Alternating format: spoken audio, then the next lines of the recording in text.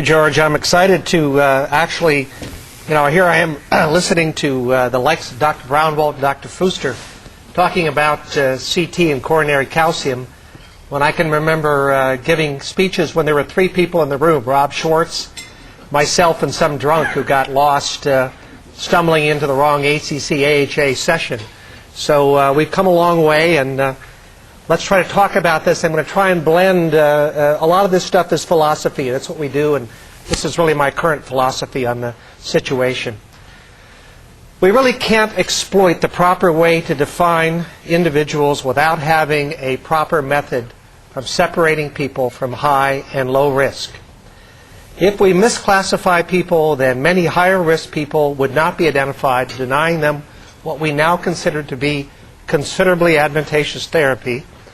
And conversely, many lower risk individuals are subject to overtreatment with a variety of medications that still have, as far as I'm concerned, some long-term consequences regarding safety. Coronary heart disease in a given person is a complicated thing, and it's due to a variety of factors which we all know that are related largely to genetics and metabolism, modified by your habits, modified by your lifestyle, and modified by your environment, as well as your individual susceptibility to inflammation. How good is current NCEP designation for traditional things? We've heard Dr. Brownwald talk about that. We've heard Dr. Fuster and even Dr. Zipes indicate that it's very difficult to do that. Here's a very interesting study that was published last year and looked at 222 patients who had their first myocardial infarction. And the real question was, if I had seen them in the office yesterday, how would I have felt about them? Today they have a myocardial infarction. And these are people that on the red that would have qualified for therapy, and the people in yellow that would not have qualified for therapy. That is, they would have been at considered goal. High-risk individuals, Dr. Brownwald has explained that to you. We consider by the NCEP criteria that if you're above 2% per year or 20% per decade, we call you high risk. Well, if you look at these people, then they should be considered to have an NCEP LDL goal less than 100, probably less than that clinically, but that's been the guideline. 6% would not have qualified for that. That is, they already had an LDL less than 100, and 6% would have qualified for a whopping 12% of these individuals. People that were considered to be intermediate risk, again, I'm seeing them the day before their infarction in the office, and I'm trying to characterize them. Their goal would have been less than 130 for an LDL. 8% would not have qualified. They would have already been below that. And 10% would have qualified for therapy for an initial 18% of individuals. What about the people that I see in the office and I say, you know what, you look terrific. Your risk is low. You're absolutely just doing great. And I want to get your LDL down, but the NCEP tells me that if it's below 160, I guess we're doing pretty well. 61% would not have qualified, 9% would have qualified, and 70% of the total people that had the MI yesterday that I saw in the office, I would have totally blown it. So 88% of these relatively young people who suffered their first infarction were in the low to intermediate risk category, according to Framingham Risk, and would have been missed as truly being high risk, as modified by the fact that they came in the next day with a heart attack. So let's put up the vulnerable plaque pyramid, or triangle as you wish, and look at these individual situations. We have the low-risk population that we define, and then they are modified by individuals that have a family history, intermediate risk, subclinical atherosclerosis fits in here, and then true cardiovascular disease. We certainly can see the modulation that as we increase and we find people that are low risk but fall into the positive family history, we increase them a little bit up into intermediate risk. Some intermediate risk people, as we've talked about, are appropriate for further imaging and should be looked at for subclinical atherosclerosis. After we find or don't find subclinical atherosclerosis, we can recategorize them. Many of them are categorized up to truly having cardiovascular disease. People talk about risk. This is from Leslie Shaw's paper. Is Leslie here? Leslie just walked in. Thank you. All right, anyway. This is a large study looking at 10,377 individuals from Nashville, Tennessee, with Dr. Callister, and looking at them down the road. And what they did is they looked at the National Death Registry. How do I know you're dead? I look at your Social Security number, and if it's retired, then I guess you're dead, unless you're living in the south of France. So they found, again, that diabetes, smoking, and hypertension all produce the kinds of risks that we do. So when a patient comes into our office and we say, listen, you're a smoker, you have twice to 3 times the risk of the guy who doesn't smoke. Same kind of thing. They also found that when you looked at the coronary calcium scores, you could also characterize them using this sort of characterization where you see an incremental increase in the relative risk. Furthermore, they found it to be incremental and independent of the conventional risk factors.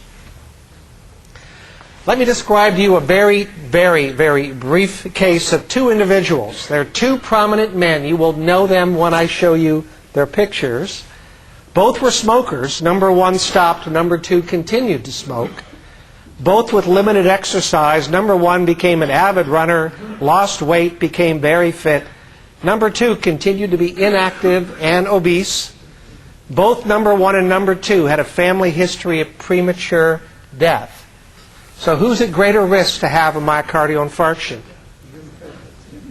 This little guy over here, Jim Fix, died at 53 of a heart attack, had a terrible family history, probably had unstable angina the day he died, but regardless of that, he thought he could cure himself by exercise.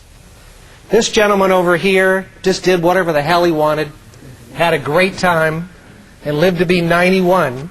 Now, his father died prematurely. I'm not telling stories out of school. Unfortunately, his father died of tertiary syphilis. But just the same, they had premature disease in their family. If you look at how you might use electron beam CT, this is from our Ohio database, 8,500 middle-aged patients referred for testing. And you look at family history, no family history, parental, sibling, or both. That's premature disease before the age of 55, men or women. Just made a judgment call on that one. You look for men and women. You'll find that when you have the presence of disease, especially in both, there's a 1.4 increase in men when the calcium score is just positive. And for advanced disease, above the 75th percentile, it's 2 to 1. It's even worse in women, 2 to 1 and 2.2 to 1. That is that the family history, just by itself, virtually doubles the risk. And it needs to be considered in that situation. You also can use electron beam CT. This is a composite of 9 studies. There are other studies out. This doesn't include the latest one from Dr. Raji and Dr. Budoff that looks at this as more of a concept. Don't take home the numbers. The numbers don't mean anything. It's a concept that if we are looking at disease getting worse over time, we find that in general, individuals who have subclinical atherosclerosis as defined by electron beam CT have on average a 20 to 50% increase per year in their calcium score or their calcium burden. Individuals that were treated largely with statins were found to have on average about a 5 to 20% per year. Certainly didn't stop it, but again, if our goals are to slow down the progression of disease, it looks like that we have at least one test that can potentially be helpful in looking at that as a goal for determining response to therapy.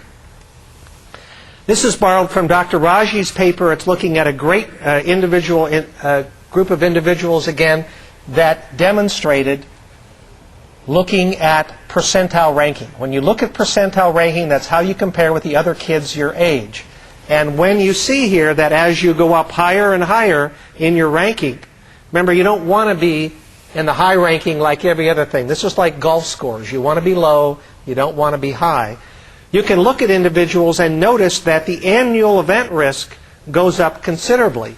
In fact, these are very reminiscent of what Dr. Brownwald's divisions of low-risk individuals that fall below individuals such as below the 25th percentile, intermediate risk between 25th and 75th percentile, high risk between 70th and 90th, and very high risk defined here about 6.5 to 7% per year into very high-risk categories. What I'm trying to emphasize is that you need to understand the combination of taking conventional factors and adding in the subclinical imaging to try to make clinical sense of what you're doing. You cannot practice in a vacuum. You need to understand this. This is what we have been preaching for years. This is, in fact, looking at percentile ranking and adjustments to chronological age. Age is the most powerful predictor in the Framingham risk equations.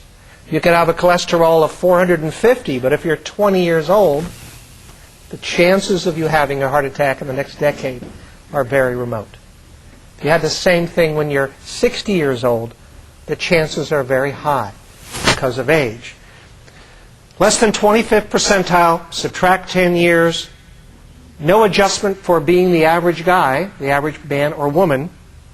And if you're above that to the 90th percentile, add 10 years. And in fact, this is totally accredited to Dr. Scott Grundy, who suggested this back in the paper published several years ago and really got most of us thinking about how we can apply this to understand Framingham risk. Just like everything else, I tend to push to the next level, and I felt that wasn't aggressive enough.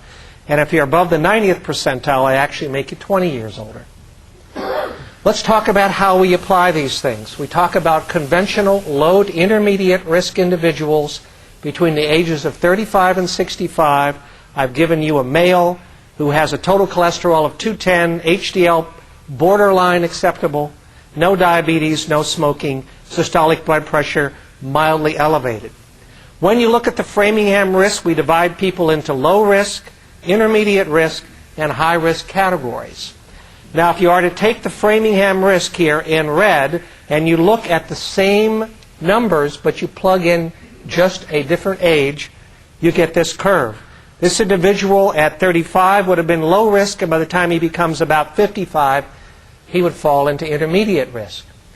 If you talk about defining calcium score throughout that whole category, and let's say that they fell below the 25th percentile, then they would remain low risk throughout all of these years, where if they had had a calcium score above the 75th percentile, they would have been an intermediate risk even as young individuals and classified much earlier as high risk.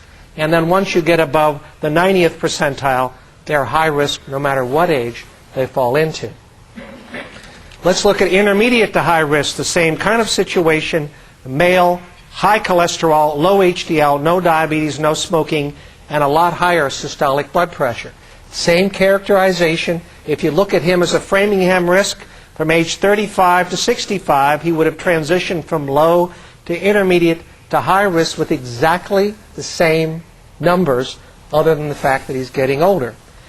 If he had a calcium score less than the 25th percentile throughout these ages, he would remain low risk until he got on the age of 60, where he'd be intermediate. And when he's higher than that, he would be high risk both in these categories along the way. If you look at these characterizations and you try to figure out how you can incorporate these situations, you'll realize that intermediate conventional risk patients and high risk conventional risk patients frequently are misclassified, not calcified. Excuse me, a little. Okay, all right, whatever. 1/3 or more are actually low risk. 1/3 or more are actually high risk. And in the high conventional risk, you can also misclassify people.